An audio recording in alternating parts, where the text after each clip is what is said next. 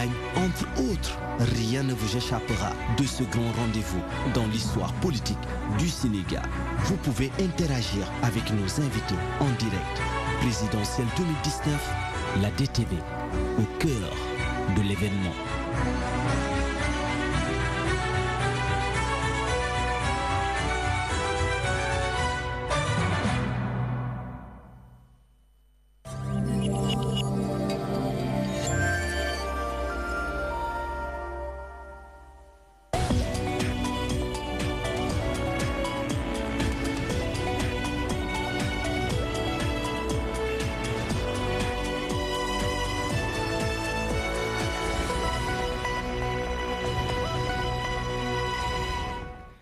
« 20h sur DTV, le journal et ses titres. Lutte contre les émissions de carbone, 1 million de dollars, c'est la somme dégagée dans le cadre du projet Ville durable. Objectif, lutter contre la pollution à Dakar et à Diamniadio. Présidentielle 2019, un syndicat de l'éducation liste ses doléances. Le QSEMS de Dame Mbodj préconise une refondation de l'éducation nationale avec l'intégration des langues nationales. Et puis le voyage en famille et les risques qu'il comporte.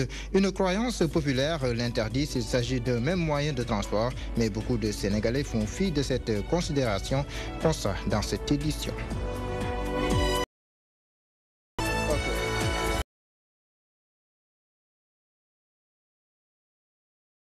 Bonsoir et bienvenue dans cette édition. En seconde partie d'édition, nous serons avec Rosalie Ndiaye. C'est pour les besoins du journal de la campagne. Rosalie Ndiaye, bonsoir et bienvenue. Bonsoir Mohamedou Diallo, bonsoir à tous. Le journal de la campagne, ce sera dans la seconde partie. Comme vous l'avez dit, nous ferons le round-up de toutes les localités du Sénégal. Vous l'avez dit, Marguerite Rosalie Ndiaye, mais avant cela, parlons des politiques publiques éducatives. Les programmes scolaires doivent-ils être revus?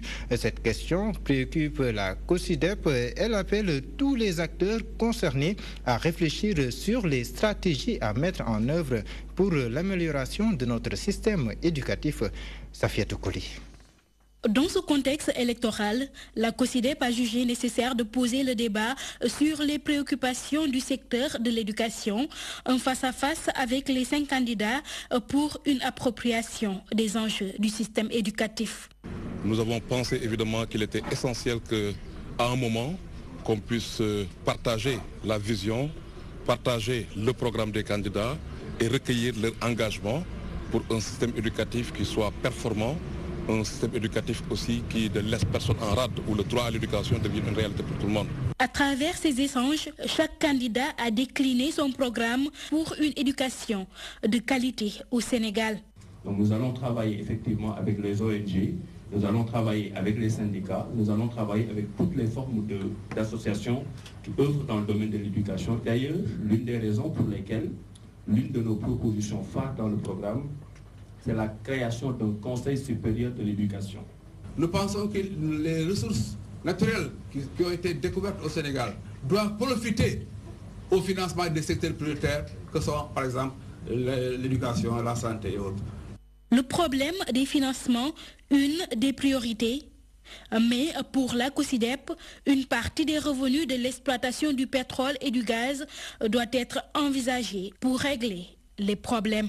En termes de propositions, dans le cadre de ce budget, justement, nous avons voulu que les candidats se prononcent sur une taxe spéciale qui serait dédiée à l'éducation à partir des ressources minières et gazières donc, qui sont en vue.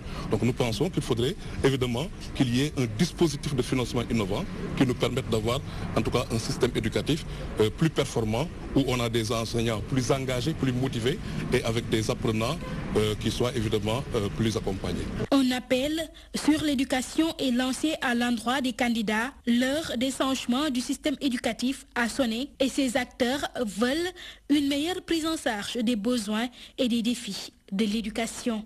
Des programmes rénovants en matière éducative, c'est ce que le QSEMS section Dame Mbodj attend des différents candidats à la présidentielle. Il urge donc de changer la donne en donnant une bonne place aux langues nationales. C'est ce que Dame Mbodj a confié à notre reporter Safiatou Koli. Le Sénégal a le système éducatif le plus extraverti du monde.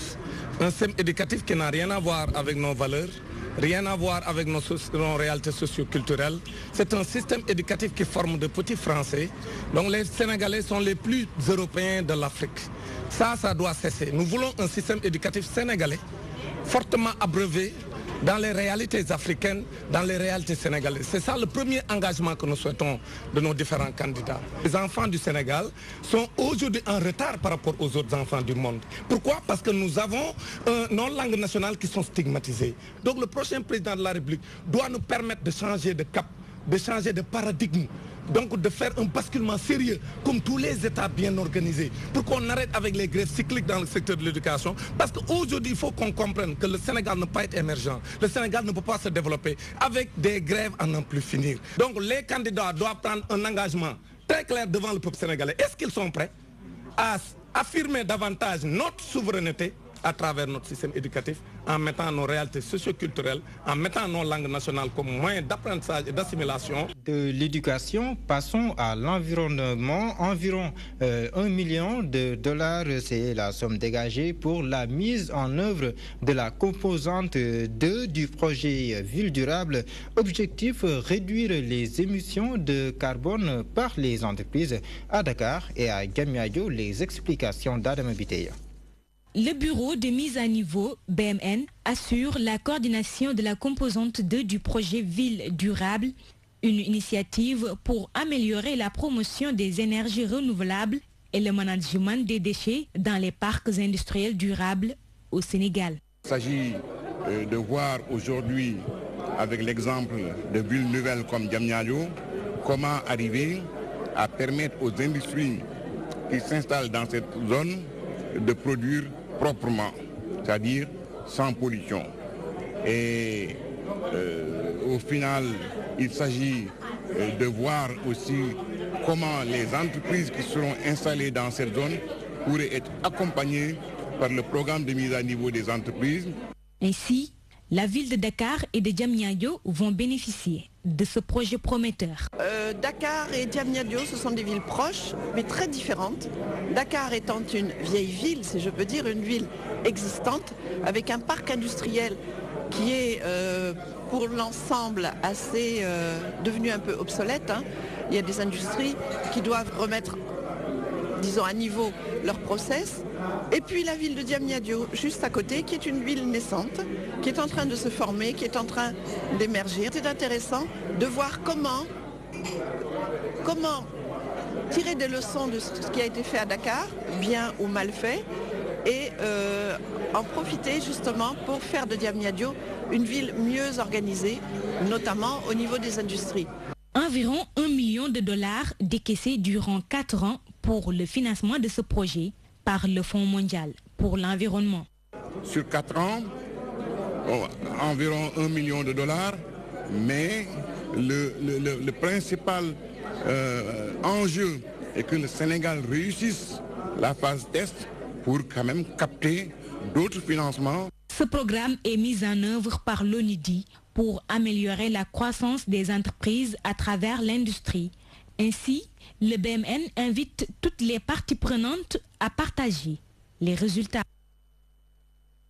La gestion des ordures constitue un véritable casse-tête pour les collectivités territoriales. Le défaut de moyens de collecte est à l'origine de cette situation. Consciente de cette situation, pardonnez-nous la répétition, l'UCG est venu à leur rescousse. À Diourbel, la capitale du Baol, a fait peau neuve au grand bonheur des populations. C'est ce que nous dit Mohamed Mansour. Des machines qui tournent en plein régime. Objectif, débarrasser la capitale du Bawal de ce village hideux. C'est à Dimondis. Nous sommes en train de faire le tour des régions pour un peu enlever les déchets qui jongent un peu les routes nationales. Nous sommes passés par Thiès.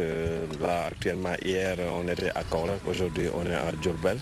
On va continuer la caravane de désencombrement. Et nous avons un satisfait pour le moment parce que l'objectif initialement visé actuellement est en train d'être atteint. Un geste qui vient ainsi à point nommé car Diourbel, à l'image de nombreuses collectivités territoriales, est aujourd'hui confronté à la lancinante question de la gestion des déchets. La gestion des déchets, c'est un problème global. Ce n'est tout simplement la collectivité, mais c'est tout le monde.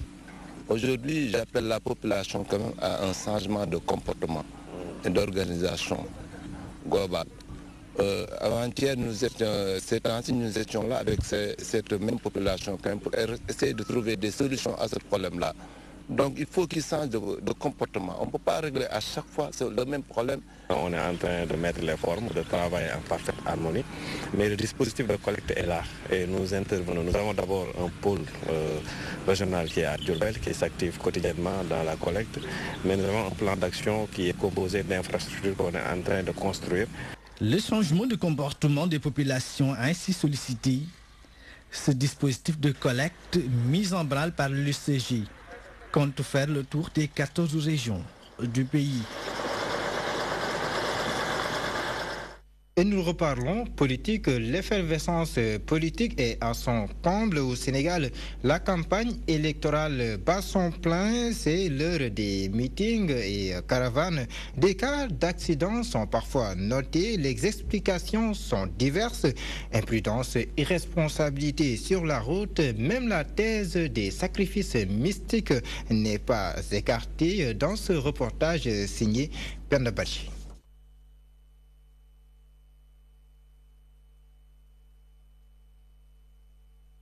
D'ici la fin de cette édition, je vous l'annoncer en titre, voyager en famille dans un même véhicule est-il recommandé?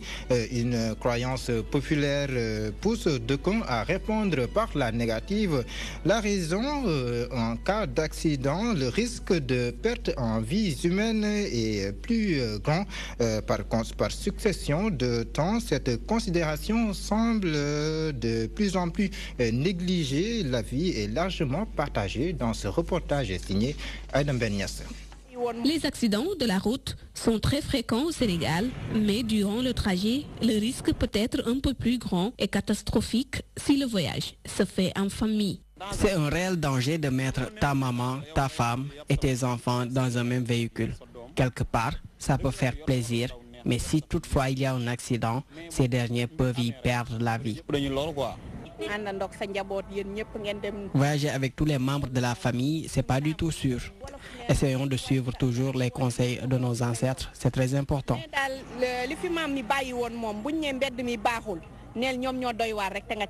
Voyager en famille est une chose qui ne se faisait pas auparavant, mais selon ces citoyens, la situation actuelle de la vie pousse certaines personnes à le faire, malgré les dangers. Parfois, des difficultés poussent certaines familles à voyager ensemble. Il peut être que dans une maison, une personne dispose d'une voiture.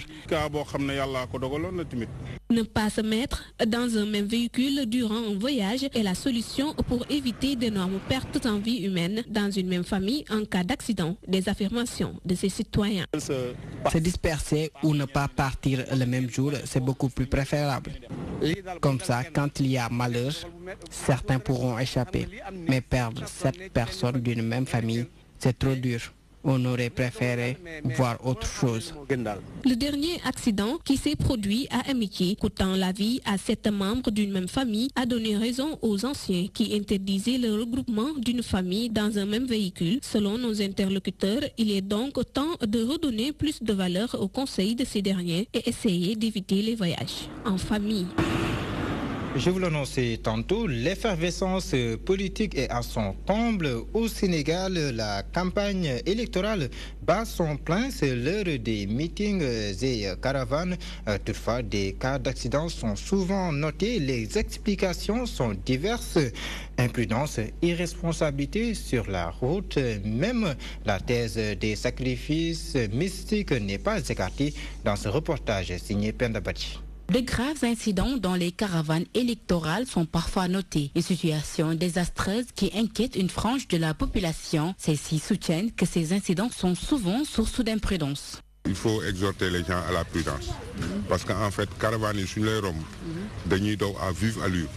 Alors, puisque dëkk bi amul ay panneaux de signalisation, alors donc les gens bu ñuy traverser tali ñëpp gis nañ ni dañuy tàllal seen loxo nii rek foog ni alors ñi ngi gars yi dañ leen di gis Alors ça, c'est ça la principale difficulté.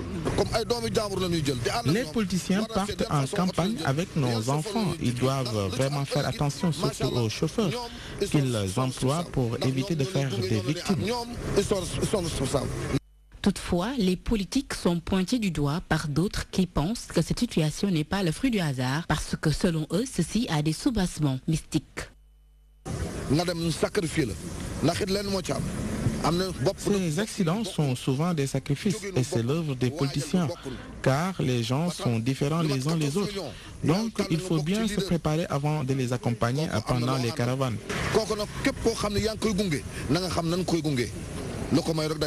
na nekk sacrifice comme ñun duñ ko xam parce que tey ñoom bu ñuy dem di def seeni yëf ñun duñ leen gis.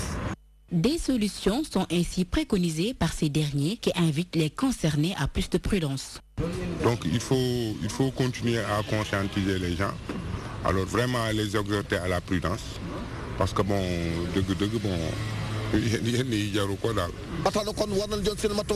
nous devons prendre nos responsabilités pour éviter cette situation parce que ce n'est pas important de laisser mourir les enfants d'autrui pour de simples élections. Assister à une élection dans la paix sans incident mortier, c'est le souhait des Sénégalais. Cependant, les parents appellent leur progéniture à plus de retenue pour éviter d'être victimes des accidents. Restons sur ce chapitre consacré à la campagne électorale, une période fructueuse pour beaucoup de sociétés de location de véhicules. Les sollicitations sont nombreuses, même si cette règle n'est pas générale. Ce qu'il est, c'est plutôt cette crainte de voir leur véhicule saccagé. Même un reportage. Location de véhicules en ces périodes de campagne électorale, période que beaucoup de professionnels attendent avec impatience au garage situé à la Patte d'Oie. La location n'est pas encore au rendez-vous. Transport en commun avec campagne, il faut ñu soxla auto. Té ñun ñu ngi fi di len xaar. On a l'habitude de louer des véhicules en période de campagne électorale. Actuellement, les sollicitations ne sont pas encore nombreuses. Mais on attend d'ici peut-être la fin de la campagne.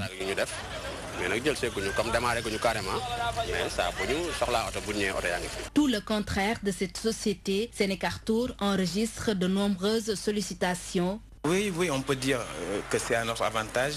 Bon, mais aussi en fait beaucoup d'autres candidats font appel à la location informelle, c'est-à-dire en fait les loueurs qui sont les parkings, on va dire.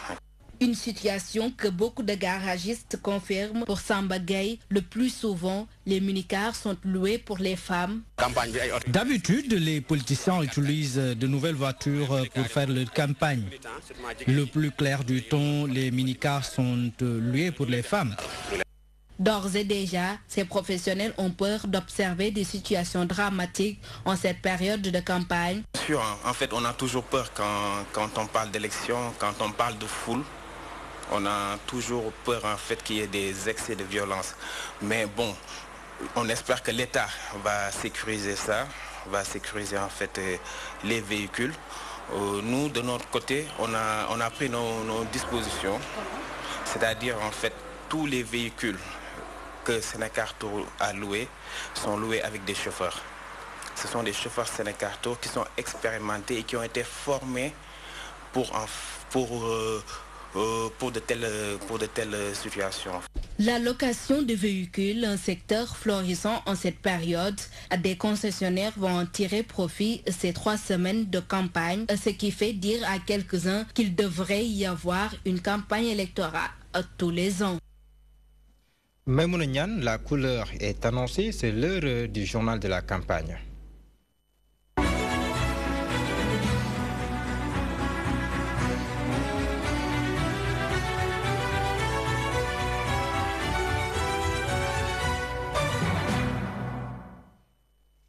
Et nous démarrons par les membres de la coalition Benno Bokk Yakaar qui unissent leurs forces à Saint-Louis. Un seul objectif, réélire le candidat Macky Sall dès le premier tour. De Ousmane Sonko à Mary Teuw Niane en passant par Ahmed Fall Braya et Mansour Faye, tous ont salué le bilan du président sortant Macky Sall. Nous suivons tout cela avec Codé Ndiaye.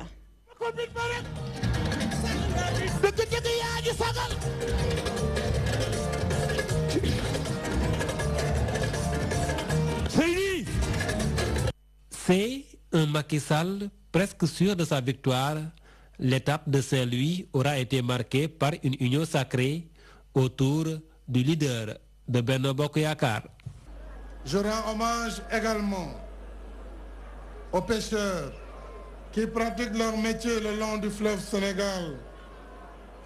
Alors ce fleuve qui a été perturbé en 2003 avec cette brèche de Saint-Louis qui a causé tant de morts et de désespérance, cette brèche que nous sommes en train de traiter depuis quelque peu, parce que j'avais pris l'engagement devant les pêcheurs de Guet-Ndar que nous mettrons tout en œuvre après des études sérieuses pour totalement baliser la brèche de Saint-Louis, mais également draguer le passage pour que plus jamais un seul pêcheur ne puisse perdre la vie. L'ancien ministre de l'Intérieur Ousmane Ngom a confirmé son compagnonnage avec Macky Sall en saluant son bilan à la tête de l'État du Sénégal depuis 2012. Vision stratégique jusqu'en 2035 et vision bobu amna déjà 7700 milliards yu koy xaar. Ce méga meeting aura été l'occasion pour Ahmed Fall Braya d'officialiser son ralliement à la majorité présidentielle.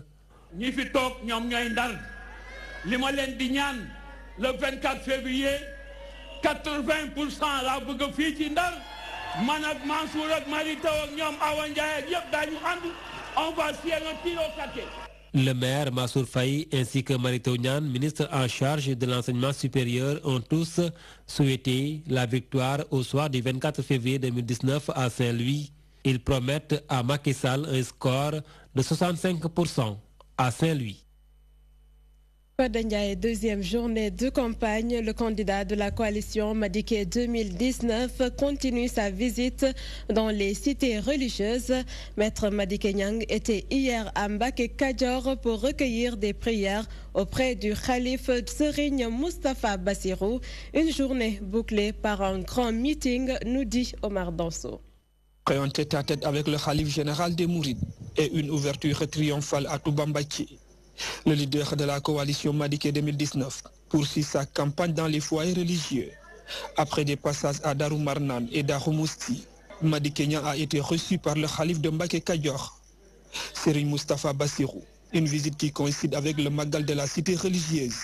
Madické s'est dit rassuré à sa sortie d'audience avec le khalife. Le marabout, après m'avoir écouté, m'a dit quelques mots à l'oreille. Ces mots, je les garde pour moi. Mais la seule chose importante, c'est de vous dire, je sors de là, rassuré, plus que jamais, déterminé, plus que jamais, à aller à la conquête du pays et à gagner. Le candidat de la coalition Madické 2019 réaffirme que sa candidature n'est pas téléguidée par Macky Sall, ni une alternative pour le Parti démocratique sénégalais. Aujourd'hui, venir devant le khalife général, demander sa bénédiction, pour lui dire que je vais être candidat, il faut prier pour moi, alors que je travaille pour Macky Sall, c'est trahir la communauté mouride. Oui. Ce serait trahir la communauté mouride et je ne peux pas aujourd'hui, je ne peux jamais verser dans une telle attitude. La journée a été bouclée par ce grand meeting à Linguère. Le fief d'Habib Sy, son directeur des campagnes, il a promis de développer l'élevage intensif à Jolof. Pour trouver des zones de pâturage, et si on règle le problème qui a toujours existé entre éleveurs et agriculteurs. Mais au-delà de cela, nous devons pratiquer l'élevage intensif. Comme à Touba, Jolof répond ainsi favorablement à Madické Niang et prêt de le porter à la tête du pouvoir au soir du 24 février.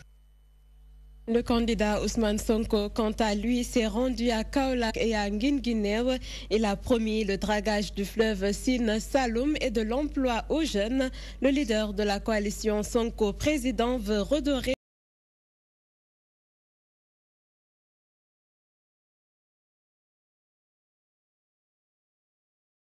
qui réagit au micro de Abdoulaye Wanyanga. Nous allons mettre à côté de ce projet également une zone franche industrielle au niveau de Kaolack. Vous savez, à Kaolack, c'est le commerce qui marche le plus. Nous voulons également réorganiser le secteur du transport au niveau de Kaolack. Et pour ce faire, nous voulons installer un port et surtout une liaison ferroviaire au niveau de Kaolack, parce que il faudrait qu'on cumule ces deux secteurs afin qu'on puisse véritablement développer le secteur. Il y a également une zone franche commerciale qu'on voudrait installer ici à Kaolack afin de pouvoir donner des emplois à ces jeunes. Les jeunes de Kaolack souffrent beaucoup parce qu'ils n'ont pas d'emploi, alors que Kaolack est une zone à un potentiel énorme.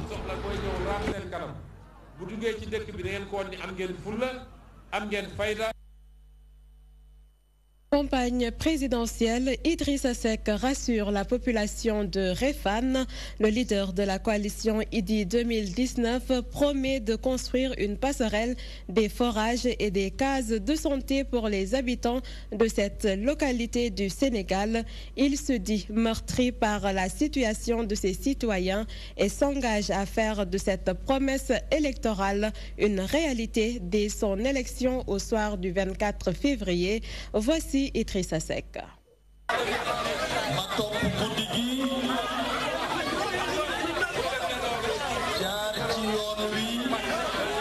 C'est pas pour rien que j'ai pris la route la nuit pour venir à Réfane. La raison, c'est que je compatis avec vous, population de Réfane. Je suis vraiment meurtri. Vous manquez de tout. Pas d'eau, ni de forage, encore moins de cases de santé.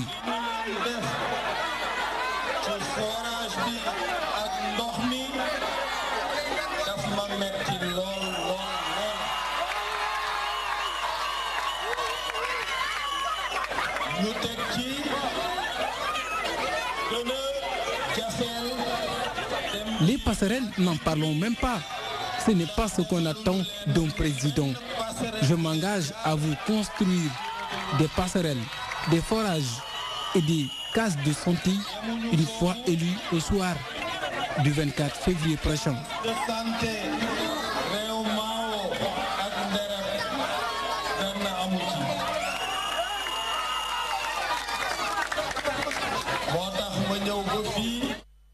Et puis, troisième jour de campagne pour le président Issa Sall qui s'est rendu dans la Petite Côte. Il promet de s'attaquer au chantier de Fadjoutch. Les usines transformatrices de produits halieutiques manquent d'espace. L'insalubrité est galopante à Joal. Les inondations récurrentes, entre autres problèmes de cette localité. Le candidat du PUR entend faire de la relance du tourisme à Joal priorité. Nous l'écoutons. Problème transformation de produits halieutiques.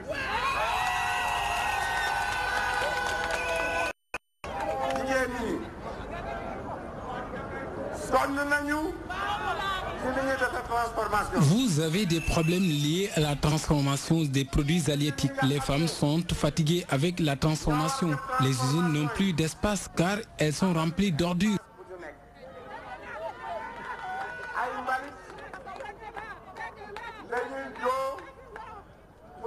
Une situation qui peut détruire l'environnement. Vous rencontrez